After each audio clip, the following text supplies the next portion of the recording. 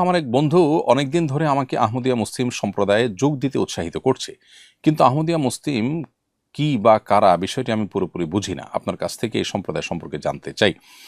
প্রিয় দর্শক, খুবই দরকারি একটি প্রশ্ন আপনি করেছেন। আহমদিয়া মুসলিম বলতে আমাদের সমাজ যাদেরকে বোঝানো হয় তারা মূলত কাদিয়ানি। ভারতের গুরুদাসপুর জেলার কাদিয়ান নামক গ্রামে এক লোক জন্মগ্রহণ করেছেন যার নাম ছিল গোলাম আহমদ। ইংরেজদের খুব অনুগত ছিলেন এবং ইংরেজ শাসন আমলে তিনি এবং তার পরিবারের লোকজন, তার বংশের লোকজন ইংরেজদের খুবই অনুগত এবং সেবাদার ছিলেন। এটি তার বক্তব্যে, তার বিভিন্ন বই পুস্তকে কিন্তু লেখা আছে। তার রুহানি খাজাইন এবং আরও বিভিন্ন বইয়ে তিনি স্পষ্ট করে লিখেছেন এবং দাবি করেছেন যে নওজুবিল্লাহ, তিনি বলেছেন যে খোদা তাআলা কাদিয়ান নামক জায়গায় তার রাসূল প্রেরণ করেছেন। অর্থাৎ তিনি নিজেকে ইঙ্গিত করছেন যে তিনি আল্লাহ রাসূল, নাউজুবিল্লাহ, এবং কাদিয়ান নামক জায়গা নাকি ভারতের গুরুদাসপুর জেলাতে নাকি নবী হিসাবে তিনি এসেছেন। এছাড়াও আরও স্পষ্ট করে তার বিভিন্ন বই পুস্তকে তিনি কখনো নিজেকে নবী, কখনো রাসূল, কখনো মাসিহ মাউদ বা প্রতিশ্রুত মাসিহ হিসাবে উল্লেখ করেছেন। ইসলামের আকিদা এবং বিশ্বাসের একটা মৌলিক জায়গা হলো যে আপনাকে নবী করিম সাল্লাল্লাহু আলাইহি সাল্লাম আল্লাহর রাসূল সেটি বিশ্বাস যেমন করতে হবে, আশহাদু আল্লা ইলাহা ইল্লাল্লাহ ওয়া আশহাদু আন্না মুহাম্মাদুর রাসূলুল্লাহ, আল্লাহর একত্ববাদের সাক্ষ্য দেওয়া এবং মুহাম্মদ সাল্লাল্লাহু আলাইহি সাল্লাম আল্লাহর রাসূল হওয়ার সাক্ষ্য দেওয়া, এটা যেমন আমাদের ঈমানদার হওয়ার জন্য জরুরি, ঠিক একইভাবে রাসূল করিম সাল্লাল্লাহু আলাইহি সাল্লাম যে আল্লাহর শেষ নবী, শেষ রাসূল, তারপরে আর কোনো নবী বা রাসূল আসবেন না, এই কথার সাক্ষ্য দেওয়াটাও কিন্তু আমাদের ঈমানের গুরুত্বপূর্ণ একটি পার্ট বা অংশ। ফলে আপনি যদি নবী সাল্লাল্লাহু আলাইহি সাল্লামকে আল্লাহর রাসূল হিসেবে স্বীকার করেন, কিন্তু তাকে শেষ নবী বা রাসূল হিসেবে স্বীকার না করেন, তারপরে অন্য কোনো ব্যক্তিকে রাসূল বা নবী হিসেবে মনে করেন, তাহলে সারা বিশ্বের সমস্ত উলামায়ে কেরামের ঐক্যমতে আপনি অমুসলিম হবেন। এই তথাকথিত আহমদিয়া মুসলিম সম্প্রদায় বা মুসলিম জামাতের যে লোকজন আছেন তারা মূলত কাদিয়ানী ধর্মের অনুসারী এবং তারা প্রত্যেকেই কাফের এবং ইসলামের গণ্ডি থেকে খারিজ হয়েছেন। তারা সাধারণ কাফের নন, এবং তারা জিন্দিক টাইপের কাফের। জিন্দিক বলা হয় সেই কাফেরকে যে কাফের নিজে মুসলিম হিসাবে মানুষের কাছে জাহির করেন, অথচ তিনি বিভিন্ন রকমের কুফরি বিশ্বাস ধারণ করেন, লালন করেন, মানুষকে প্রতারণা করেন। এটা হলো অনেকটা নকলের মতো। আপনার কাছে টাকা নেই, দোকানদারের কাছে গিয়ে আপনি বলেছেন অনুবিরণ করে আপনার ক্ষুধা লেগেছে, হয়তো আপনাকে কিছু খাবার দিতেও পারে দোকানদার, কিন্তু আপনি নকল টাকা যদি দেন তাহলে আপনাকে খাবার দেওয়ার পরিবর্তে জেলে পাঠানো হবে। ঠিক একইভাবে আমাদের এই সমাজে বিভিন্ন ধর্মের মানুষ বসবাস করে, সেটি করতেই পারে, কিন্তু কেউ যদি মুসলমান নাম ধারণ করে অথচ সেই মুসলমানদের মৌলিক বিশ্বাস এটি ধারণ করে না, তাহলে সেক্ষেত্রে সে কখনো মুসলমান না, এটা বরং সে প্রতারণা করছে এর মাধ্যমে। অতএব কোনো একটা জুতা কোম্পানির মতো, অন্য 10টা জুতা কোম্পানির মতো আপনি জুতার একটা কোম্পানি খুললেন, আপনি একটা প্রোডাক্ট বের করলেন, একটা ব্র্যান্ড বের করলেন, আপনি কেনাবেচা করলেন যথাযথ নিয়ম অনুযায়ী, আইন শৃঙ্খলা সব কিছু মেনটেন করে, এটাকে আপনার কেউ ইলিগাল বলবে না। কিন্তু আপনি যদি কোনো প্রতিষ্ঠিত কোম্পানির ব্র্যান্ডের নকল বের করেন, তাহলে সেক্ষেত্রে আপনাকে অপরাধী হিসেবে ধরা হবে।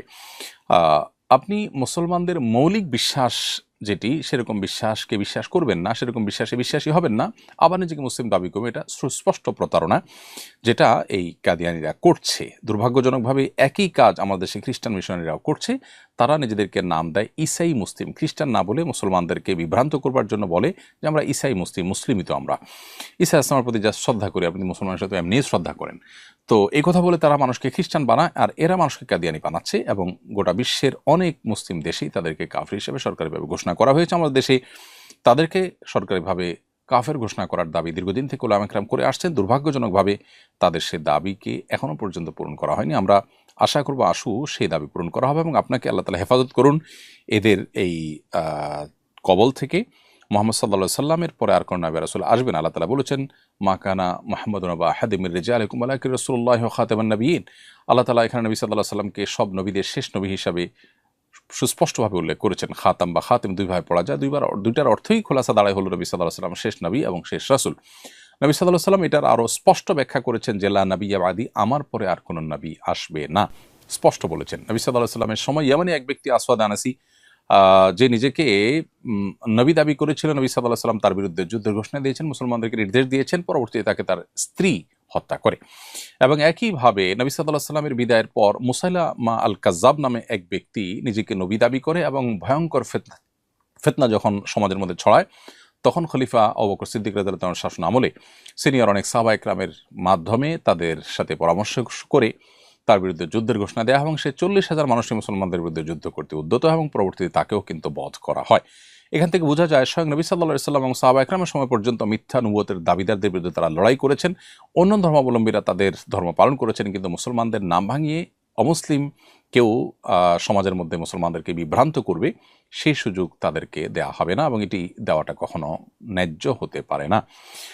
এই জন্য নবী সাল্লাল্লাহু আলাইহি ওয়াসাল্লাম পরিষ্কারভাবে বলেছেন, আমার পরে সালাসুনা কাযাবুন, ৩০ জন মিথ্যাবাদী পৃথিবীতে আসবে, কুল্লুম ইয়াজআমু আন্নাহু নবী, প্রত্যেকে ধারণা করবে সে নবী, অথচ লা নবিয়্যা বাদি, আমার পরে আর কোনো নবী আসবে না। অতএব কাদিয়ানি যারা, তারা নিজেদেরকে আহমদিয়া মুসলিম জামাত পরিচয় দেয়, তারা গোলাম আহমদ কাদিয়ানিকে নবী বা রাসূল মনে করে।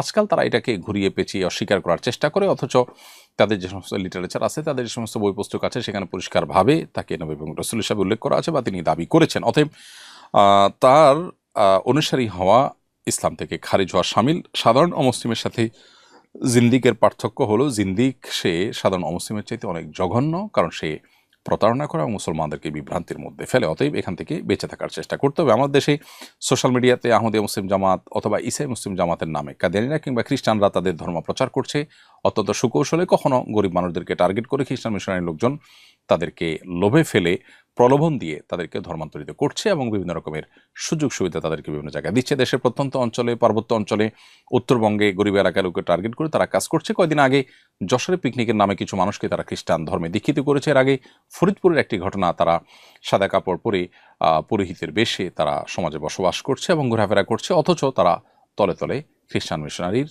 মাধ্যমে তারা খ্রিস্টান ধর্মে মানুষকে দীক্ষিত করছে প্রলোভন দিয়ে।